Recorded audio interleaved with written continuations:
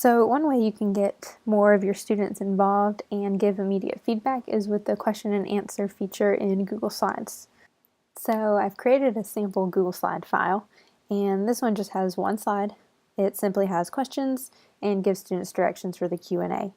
This is all you would really need in order to use the Q&A feature in Google Slides, just one slide.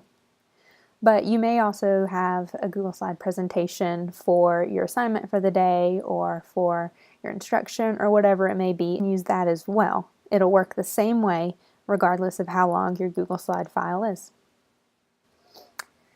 So you would just open your Google Slide, and up near Present, if you click the arrow drop-down menu, you can choose Presenter View. And what that's going to do is pop up a new window that gives you some audience tools as well as speaker notes. But we want to stay on audience tools, and if we click to start new, it's going to create a URL up at the top that you can share with your students. I would post it in Google Classroom, but you could post it somewhere else as well. And this is going to give students the ability to type in questions and vote for the ones that they need answered.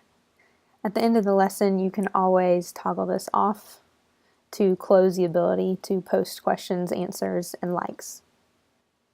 So as a teacher, if I just click on this link here, it's going to bring me to my new window. So this is going to be the window where the questions show up as a stream as students submit them. So right now there are no questions, but I could ask,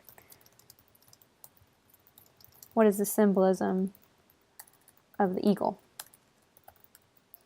Or whatever my question might be. It's going to show who is asking the question because I'm signed into Google, but students do have the ability to ask anonymously, so just keep that in mind as you're using this tool. Notice there is a character count here, so that's going to keep students from asking a really long question. They're going to need to be pretty concise with what they're asking.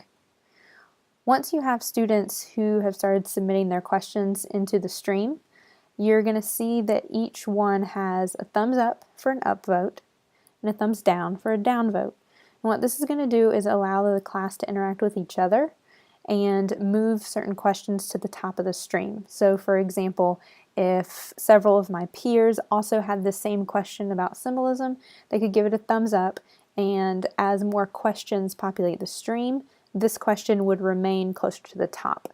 It's something that as the teacher you can use to identify any misconceptions or confusions your students have and start there when you're answering questions.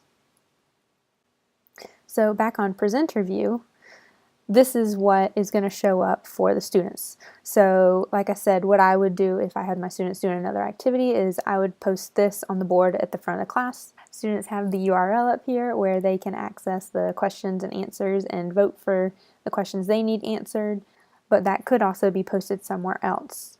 As the teacher, I can have my main slide up for the class and could still go back and forth between the question and answer, audience tools, and my presentation here.